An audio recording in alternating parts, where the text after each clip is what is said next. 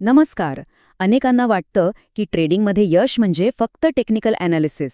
पण खरं सांगू, तेवढं पुरेसं नाहीये. खरा खेळ तो तर आपल्या डोक्यात, आपल्या मनात सुरू असतो. चला तर मग आज आपण हेच समजून घेऊया की ट्रेडिंगमध्ये यशस्वी होण्यासाठी आपलं मन कसं तयार करायचं आणि यामागचं सायन्स काय आहे. तर मग सुरुवात करूया एका महत्त्वाच्या प्रश्नाने.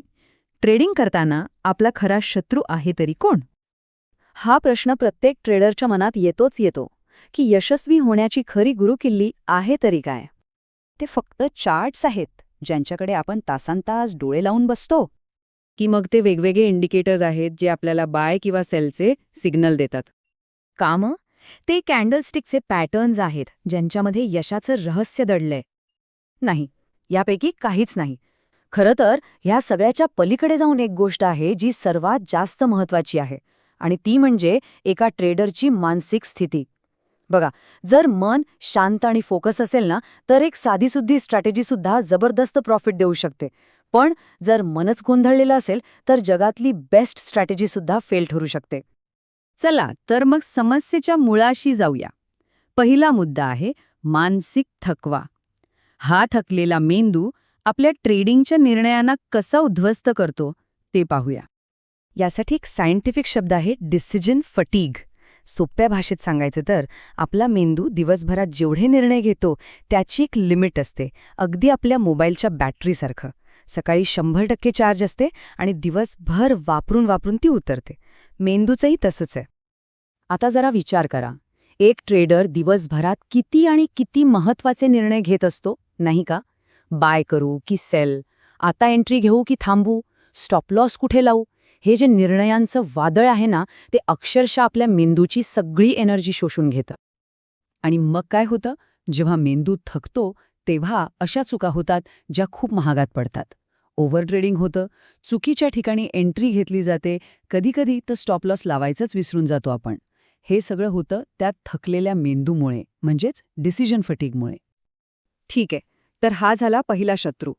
आता वळूया आपल्या दुसऱ्या आणि तितक्याच मोठ्या शत्रूकडे, आणि तो म्हणजे डोपामाइनचा सापळा.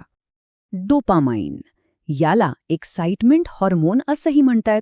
म्हणजे जेव्हा काहीतरी चांगलं होतं तेव्हा आपल्याला जे समाधान मिळतं ना, ते यामुळेच मिळतं. पण एक प्रॉब्लेम आहे. आजकालचे ॲप्स, सोशल मीडिया हे सगळं मुद्दाम असं बनवलं जातं की आपल्या मेंदूला या डोपामाइनची सतत भूक लागावी. आणि ट्रेडरच्या आयुष्यात तर विचारूच नका.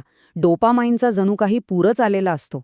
सतत येणारे नोटिफिकेशन्स, प्राइस अलर्ट्स, स्क्रीनवर ते हिरवे आणि लाल आकडे जे चमकत असतात, हे सगळं मिळून आपल्याला एका विचित्र सापळ्यात अडकून ठेवतं. आणि ह्या डोपामाइनच्या ओव्हरलोडचा थेट परिणाम आपल्या शिस्तीवर होतो. आपला संयम कमी होतो, आपण कसलाही विचार न करता ट्रेड घ्यायला लागतो आणि लाँग टर्म विचार करण्याची आपली क्षमताच कुठेतरी हरून जाते. बरं, तर या सगळ्या समस्यांवर उपाय काय? मग इथेच एंट्री होते मोंक मोडची. आणि लक्षात घ्या, ही कुठली जादूची कांडी किंवा ट्रिक नाहीये, तर या सगळ्या समस्यांवर मात करण्यासाठी एक संपूर्ण सायन्स बेस्ड सिस्टम आहे. मोंक मोड मुख्यत्वे 4 खांबांवर उभा आहे. एक, सायकॉलॉजी म्हणजे आपलं मानसशास्त्र. दुसरं, ब्रेन सायन्स. तिसरं, आपली फिजिकल एनर्जी. आणि चौथं, आपलं वातावरण कसं आहे. म्हणजे बघा, हा एक कम्प्लीट पॅकेज आहे जो आपल्याला बेस्ट परफॉर्मन्ससाठी तयार करतो. चला, आता हे बघूया की हे प्रत्यक्षात करायचं कसं. म्हणजे आपल्या मेंदूला शिस्त लावायची कशी, त्याला यशासाठी पुन्हा प्रोग्राम कसं करायचं. इथे विज्ञानाची एक भारी कन्सेप्ट कामी येते, न्यूरोप्लास्टिसिटी. याचा सोपा अर्थ काय? तर आपला मेंदू हा ओल्या मातीसारखा आहे. त्याला जसा आकार देऊ तसा तो बनतो. म्हणजे आपल्या कृतींमधून आपण आपल्या मेंदूची रचना अक्षरशः बदलू शकतो. शिस्त ही फक्त विलपॉवरची गोष्ट नाहीये, तर ती एक सवय आहे जी मेंदूमध्ये पक्की बसवली जाऊ शकते. आणि हे कसं करायचं? तर रोज मार्केट सुरू होण्याआधी आपला प्लॅन लिहून काढायचा. ठरवलेल्या एकाच स्ट्रॅटेजीला चिकटून राहायचं. प्रत्येक ट्रेडची नोंद करायची. या छोट्या छोट्या सवयी आहेत ना, त्या आपल्या मेंदूमध्ये शिस्तीचे नवीन रस्ते तयार करतात. आणि मग हळूहळू शिस्त ही आपली दुसरी सवयच बनून जाते. याला असंही म्हणता येईल की शिस्त म्हणजे मेंदूची मसल मेमरी. अगदी बरोबर.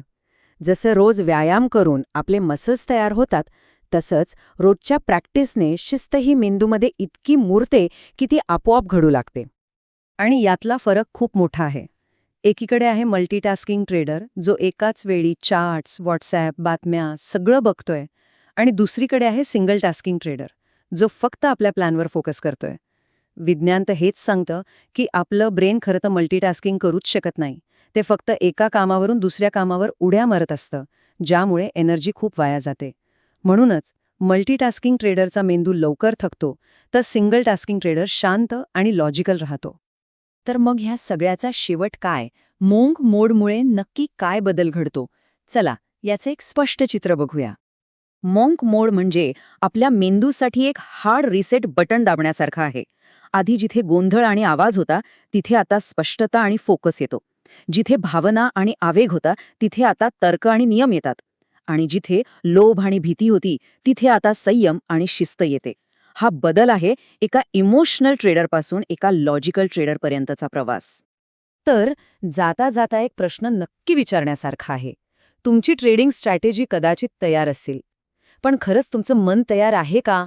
कारण खरी लढाई तर तिथेच आहे.